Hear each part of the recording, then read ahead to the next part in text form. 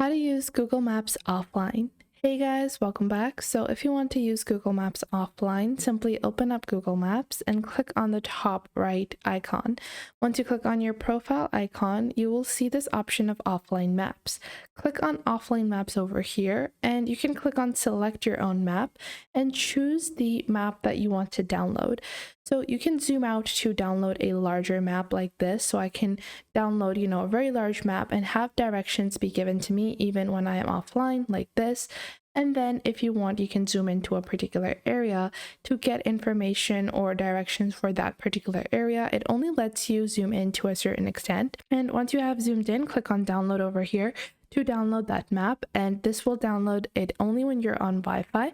So it's going to download the map and it will be able to give you directions even when you are offline. So I hope you guys enjoyed this video. If you did, make sure to leave a like and subscribe.